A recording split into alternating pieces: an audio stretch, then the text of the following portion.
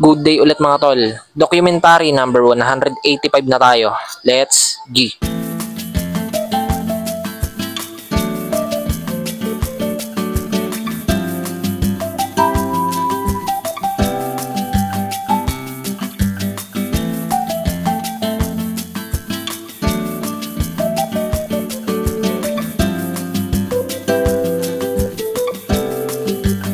Yan, biglang dumating si Renren tsaka si Gab. Napansin nila yung isang aquarium na marumi na, kaya yan, change water nila. Tapos yung ibang marumi, i-change water din nila.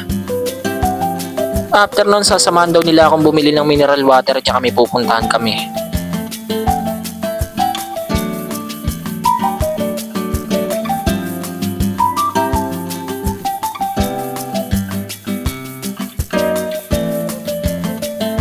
Sa unang pinuntahan namin pet shop, wala kaming natripan, kaya pumunta kami dito sa kabila kasi kakilala daw nila tong nagtitinda.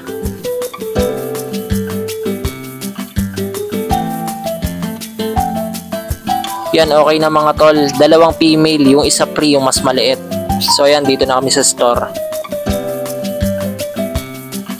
Yan mga tol, kain muna tayo. Inaaya namin si Gab tsaka si Renren, ayaw kumain, busog pa daw. Yun mga tol, uwi muna ako saglit ng bahay, biglaan may inutos sa akin. Yan, sinabay ko muna si Gab sa kanto, may pupuntahan daw siya.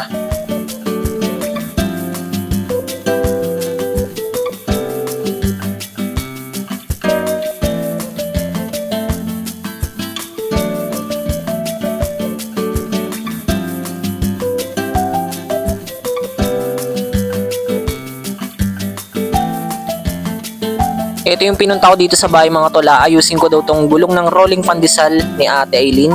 Kasi plat na plat yung gulong sa likod. Wala daw siyang kakilalang ibang mag-aayos kundi ako lang. Yan mga tol, wala nang patumpik-tumpik. Sinimulan ko na agad yan. Kasi ayokong abutin ng dilim. Babalik pa ako ng store. Medyo marami pa akong gagawin doon. Kasi mag-aalas 5 na neto ng hapon. Kailangan mga 8 makabalik na ako ng store.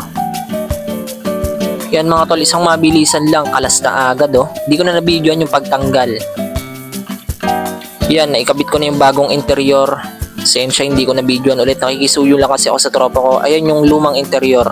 Ano pang hinihintay natin mga tol, ikabit na agad yan. By the way, first time ko nga lang pala magpalit ng interior ng motor. Gagi, gulong pa ng tricycle, medyo makunat kapag sinisikwat. Yan, ox na mga tol, mabilis lang, halos isang oras mahigit ko lang kinana.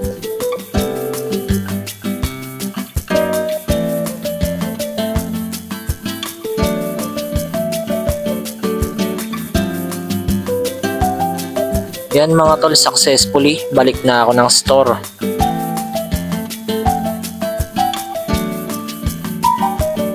Yan, pagdating ko ng store, nandito pala si Gab, kanina pa daw niya ako inaantay dito. Yan, eto sumunod na dumating si Renren. Saktong-sakto, mamimili ko saglit sa grocery, sasamahan daw nila ako.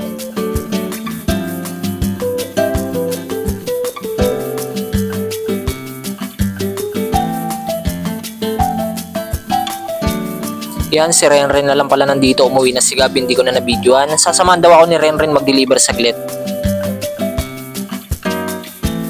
After namin mag-deliver ng isang order, ayan, uwi na daw siya kasi anong oras na.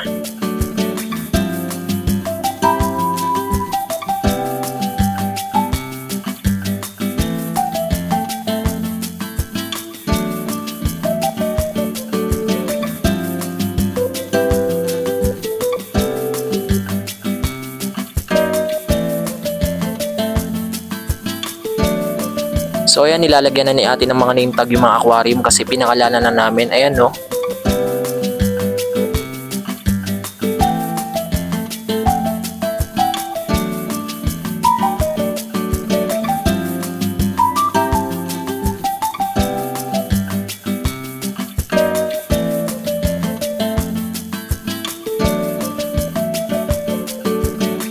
Yun, after ng mga deliveries at mga pinaggagawa namin, yan, kain na tayo mga tol at magka-close na rin kasi kami. Hanggang dito na lang ulit yung video mga tol. Sana nag-enjoy kayo sa mga napanood nyo ngayon. Maraming salamat palagi at sa itaas. And yung YouTube channel ko, kapag gusto nyo bisitahin, click nyo lang yung link sa baba ng caption. Peace out.